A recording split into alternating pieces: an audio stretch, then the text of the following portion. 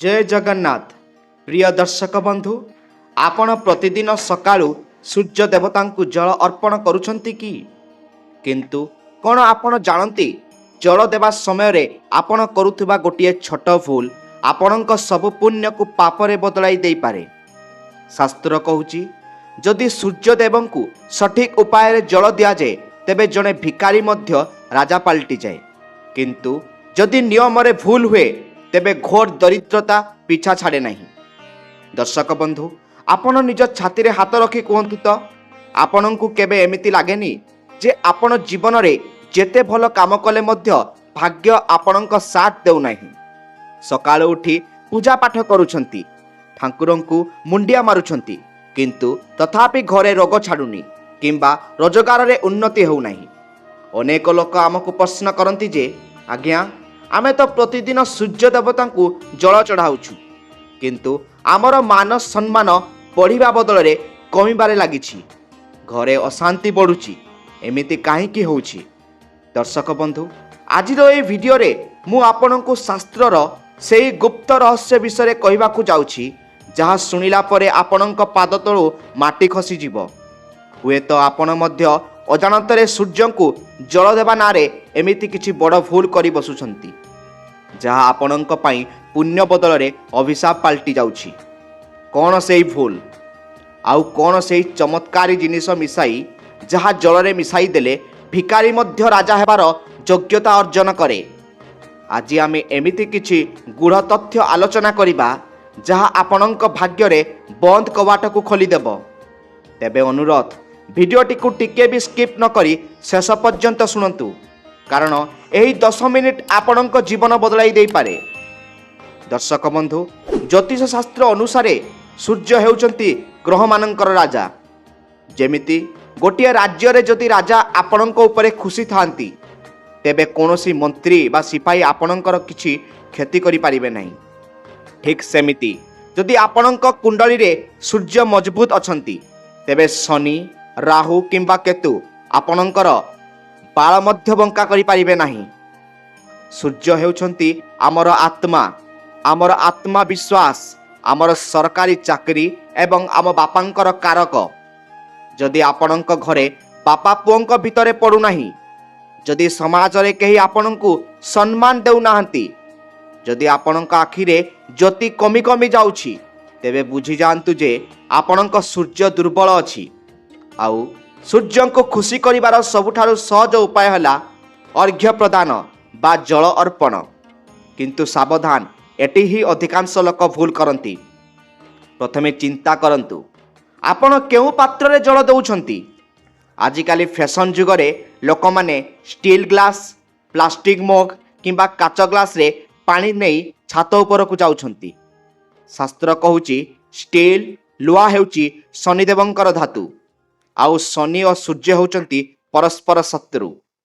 जदि आपण स्टील पात्र रे सूर्य को जल दउछंती तेबे आपणक जीवन रे संघर्ष बढ़ी जीव। सूर्य को जल देवा पई केवल तंबा पात्र ही व्यवहार करंतु। तंबा हेउची सूर्यंकर प्रिय धातु। तंबा पात्र रे जल देले सूर्यदेव प्रसन्न हुअंती।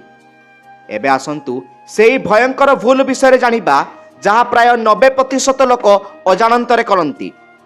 आपण सकाळू गाधेई सारी भक्ति रे हाथ टेकी सूर्य को पानी ढालती, किंतु आपण केबे लक्ष्य करिसेंती कि सेही पानी तले पड़िबा परे छिटा होई आपणक निज गोड़े बाजुछि।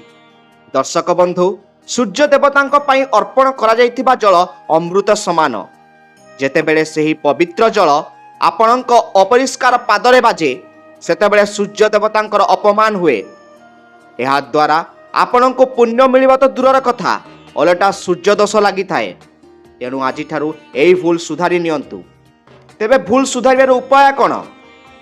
जल देबा बेले निज सामनारे तळे एक खाली बाल्टी, गामुछा किंबा एक चौड़ा तंबा पात्र रखंतु।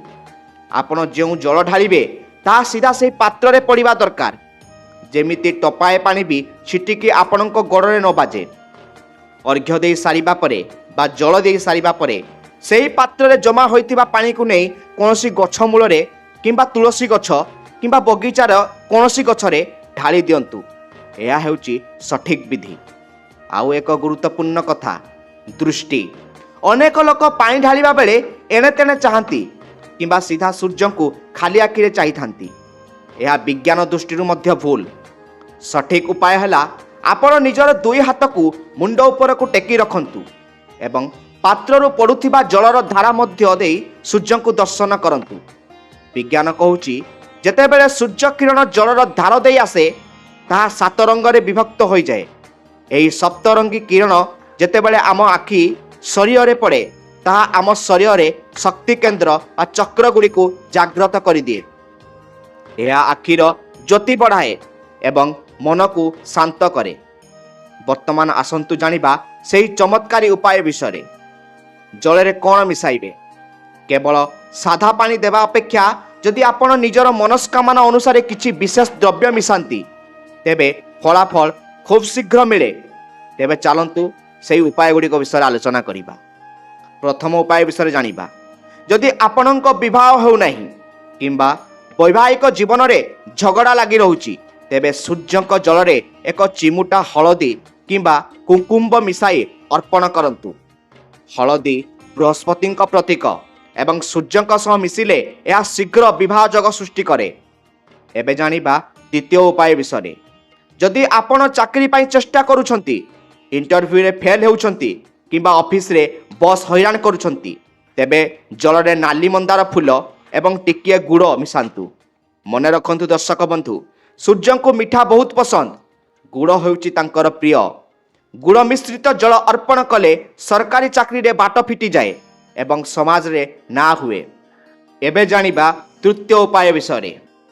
ଯଦି ଘରେ କଳହ ଲାଗୁଛି, ଶତ୍ରୁମାନେ ହଇରାଣ କରୁଛନ୍ତି ତେବେ ଜଳରେ କିଛି ଚାଉଳ ମିଶାଇ ଦିଅନ୍ତୁ। ମନେ ରଖନ୍ତୁ ସେ ଚାଉଳ ଖଣ୍ଡ ହେବା ଉଚିତ ନୁହେଁ। ଏବେ ପ୍ରଶ୍ନ ହେଲା, ଜଳ ଦେବା ସମୟରେ କ'ଣ କହିବେ? କୌଣସି କଠିନ ମନ୍ତ୍ର ନୁହେଁ, କେବଳ ସରଳ ଭାବରେ କୁହନ୍ତୁ ଓମ୍ ସୂର୍ଯ୍ୟାୟ ନମଃ। ଏହି ମନ୍ତ୍ରକୁ ଅତି କମ୍ରେ 11 ଥର ଜପ କରି ଜଳ ଧୀରେ ଧୀରେ ଛାଡ଼ନ୍ତୁ। ତରବର ହୋଇ ପୁରା ପାଣି ଏକାଥରେ ଢାଳି ଦିଅନ୍ତୁ ନାହିଁ, ଜଳର ଧାର ଯେମିତି ନ ଛିଡ଼େ। ଶେଷରେ ଗୋଟିଏ ଗୋପନୀୟ କାମ ଯାହା ଆପଣଙ୍କୁ କରିବାକୁ ହେବ। ଜଳ ଅର୍ପଣ କରିସାରିବା ପରେ ତଳେ ପାତ୍ରରେ ଜମା ହୋଇଥିବା ସେହି ପବିତ୍ର ଜଳକୁ ନିଜ ଡାହାଣ ହାତରେ ବା ଅନାମିକା ଆଙ୍ଗୁଠି, ଯାହାକୁ ଆମେ ରିଙ୍ଗ ଫିଙ୍ଗର ବୋଲି କହୁ, ସେହି ଅନାମିକା ଆଙ୍ଗୁଠିରେ ସ୍ପର୍ଶ କରନ୍ତୁ ଏବଂ ସେହି ପାଣିକୁ ନିଜ ମୁଣ୍ଡରେ, ନିଜ ଦୁଇ ଆଖିରେ, ନିଜ କଣ୍ଠରେ କିମ୍ବା ବେକରେ ଲଗାନ୍ତୁ। ଶାସ୍ତ୍ର କହେ ଏହା କରିବା ଦ୍ୱାରା ସୂର୍ଯ୍ୟଙ୍କର ଦିବ୍ୟ ତେଜ ଆପଣଙ୍କ ଶରୀରକୁ ପ୍ରବେଶ କରେ। ମୁଣ୍ଡରେ ଲଗାଇଲେ ବୁଦ୍ଧି ବଢ଼େ, ଆଖିରେ ଲଗାଇଲେ ଦୃଷ୍ଟି ଶକ୍ତି ବଢ଼େ, କଣ୍ଠରେ ଲଗାଇଲେ ଆପଣଙ୍କ କଥାରେ ଯାଦୁ ଆସେ। ଆପଣ ଯାହା କହିବେ ଲୋକେ ଶୁଣିବେ। ଦର୍ଶକ ବନ୍ଧୁ, ବିଶ୍ୱାସ ରଖନ୍ତୁ, କାଲି ସକାଳୁ ଯଦି ଆପଣ ଏହି ଛୋଟ ନିୟମ ଗୁଡ଼ିକ ମାନି ସୂର୍ଯ୍ୟଙ୍କୁ ଜଳ ଦେବେ ତେବେ ମାତ୍ର 21 ଦିନ ଭିତରେ ଆପଣ ନିଜ ଭାଗ୍ୟରେ ଏକ ଚମତ୍କାର ପରିବର୍ତ୍ତନ ଦେଖିବାକୁ ପାଇବେ। ସୂର୍ଯ୍ୟଦେବ କାହାକୁ ନିରାଶ କରନ୍ତି ନାହିଁ। ଆଶା କରୁଛି ଆଜିର ଏହି ବିଶେଷ ତଥ୍ୟ ଆପଣଙ୍କୁ ଭଲ ଲାଗିଥିବ। ଯଦି ଆପଣ ସୂର୍ଯ୍ୟ ଦେବତାଙ୍କୁ ଭଲ ପାଆନ୍ତି ତେବେ କମେଣ୍ଟରେ ଥରେ ନିଶ୍ଚୟ ଲେଖନ୍ତୁ ଜୟ ସୂର୍ଯ୍ୟଦେବ ଏବଂ ଏହି ଭିଡ଼ିଓକୁ ନିଜର ସାଙ୍ଗସାଥୀ ଓ ପରିବାର ସଦସ୍ୟଙ୍କ ସହ ସେୟାର କରନ୍ତୁ, ଯାହାଫଳରେ ସେମାନେ ମଧ୍ୟ ଏହି ଭୁଲ କରିବାରୁ ବଞ୍ଚିପାରିବେ। ତେବେ ଆଜିର ଥିଲା ଏହା ଗୁରୁତ୍ୱପୂର୍ଣ୍ଣ ବିଷୟ। ଜୟ ଜଗନ୍ନାଥ।